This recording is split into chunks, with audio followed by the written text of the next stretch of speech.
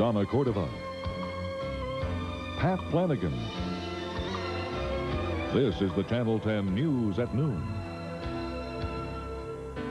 It was a powerful thunderstorm that ripped through the valley and created some frightening moments for valley motorists. Hello, I'm Linda Williams in for Rick D'Amico. And I'm Donna Cordova. Thank you for joining us today. That storm is our top story at this hour, and we will bring you complete coverage. It blew into the valley about 3 o'clock this morning, and it made valley roads very dangerous quickly. This couple, Roger and Nancy Nagarkar, even had to climb onto the roof of their car, there you see them, after the vehicle splashed down into a wash in Paradise Valley.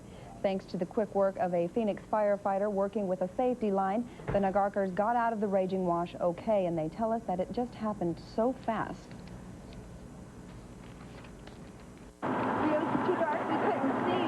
We were going to the airport, and it just took the car away, and we couldn't even get out in time before it hit. And luckily, we got the windows down.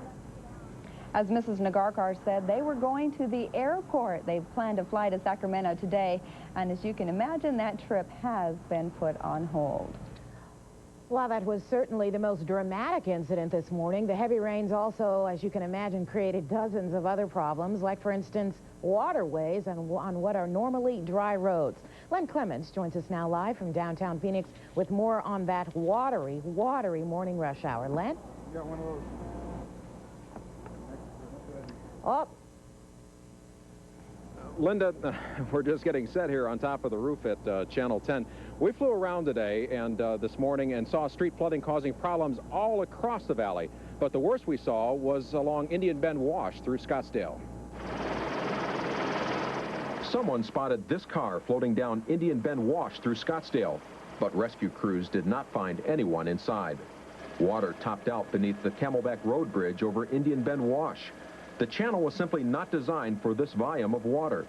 In fact, Indian Bend Wash overflowed its banks, creating a nightmare for motorists on Hayden Road. Stalled cars blocked traffic before police closed a 2-mile stretch of Hayden north of Camelback. Southbound lanes of the Black Canyon Freeway looked like one huge parking lot during rush hour. Road closures and detours seem the rule of the day. 6 inches of mud shut down Tatum between Shea and Cactus. On Scottsdale Road, cars splashed through water up to their axles. We even spotted canoes and kayaks in normally dry desert washes. However, health officials discouraged this. Runoff may be contaminated with dangerous bacteria from septic systems. Valley roads were not the only victims of flooding. Many people found their homes inundated. John Kain joins us now from a West Valley neighborhood with that story. John? When we're at about 45th Avenue and Mitchell, which is a couple blocks south of Indian School, the water around here has receded quite a bit in the last couple hours. You'll be able to still see some kids playing down at that intersection. The neighbors around here dug a trench so the water could flow into the Grand Canal and reduce the flooding. But as you said, some of the worst residential flooding was in the Northwest Valley this morning. A number of homeowners who live in low-lying areas put sandbags around their house because they have had this problem before. Also at 51st Avenue and Bethany Home, water mains couldn't handle the runoff, and water flooded a 44-unit motel, the Rock Haven Motel. It's in a low area and has been prone to flooding in years past. Another problem in that area was the traffic on 51st Avenue created waves which pushed more water into the houses.